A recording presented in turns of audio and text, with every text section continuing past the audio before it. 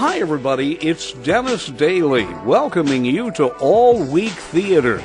Every week I take a classic old-time radio episode, cut it up into 5 pieces, and present it for your convenient listening pleasure. Now, the final episode, episode 5 of Jimmy Stewart, as the 6-shooter.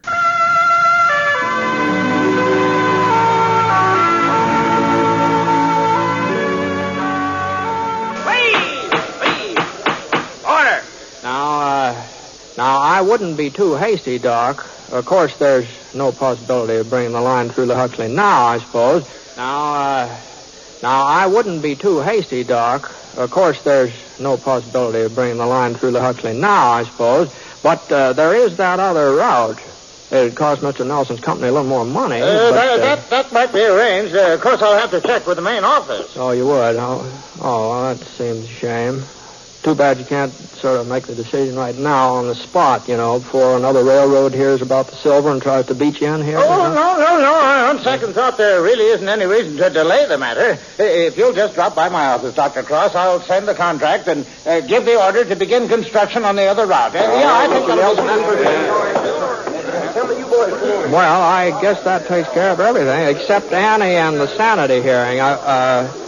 You were just about to hand down a ruling, Judge, weren't you? Now, you come to order. Well, there's no question about her sanity. And I'm surprised at you, Mr. Huxley.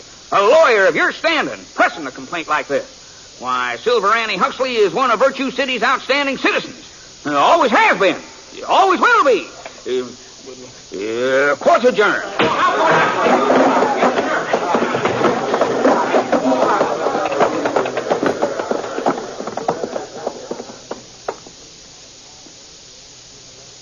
Well, inside of 5 minutes, the only people left in that courtroom were me and Annie. It's a funny thing, She was the only person who hadn't been excited about the silver. She just kind of stared at me without budging. And then the corners of her lips sort of wrinkled up into a smile. Britt Ponset? Yes, ma'am. You better get out of town before they find out. They'd tar and feather you for sure. Well, what are you talking about, Annie? Why, you think I didn't recognize that piece of ore? I ought to. I've been looking at it for 30 years. Them samples have been sitting on my dresser ever since Sin found them in his first strike. No. You saw them last night.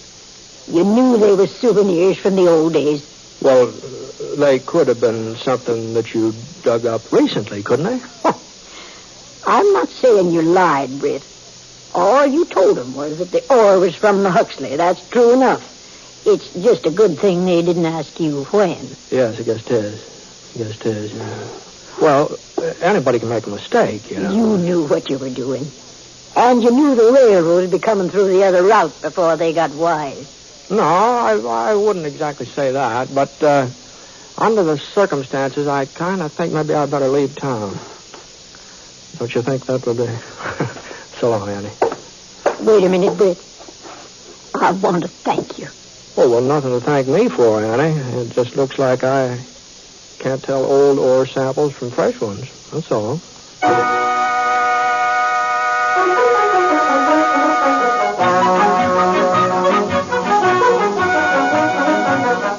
It was a month or two later before I heard about Virtue City again. Bumped into a fellow in Idaho Springs who was heading up that way. Said there'd been a big silver strike near the town. I tried to talk him out of going over there. I told him it was probably just a false alarm. He wouldn't listen. He said there'd been a false strike 3 or 4 weeks ago, and everybody went out prospecting. And the first thing you knew, somebody found silver. The real thing. Fellow had a newspaper from Virtue City to prove it. Editorial on the front page was by Doc Cross about moving the county seat back to where it belonged. Well, things sure have a funny way of working out, don't they?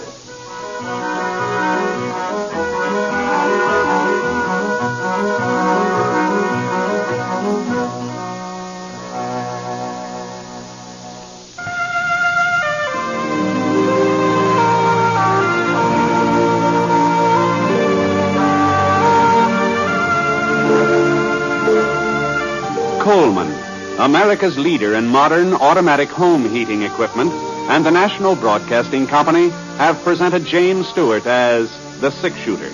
Mr. Stewart may currently be seen in the Universal International picture Thunder Bay. Others in the cast were Jeanette Nolan, Dan O'Herlihy, Herb Vigran, Robert Griffin, and Parley Bear. The Six-Shooter is an NBC Radio Network production in association with Review Productions and is based on a character created by Frank Burt, and the transcribed story is written by him. Special music was by Basil Adlam, and the entire production is under the direction of Jack Johnstone. All characters and incidents were fictitious, and any resemblance to actual characters or incidents is purely coincidental. Hal Giffney speaking.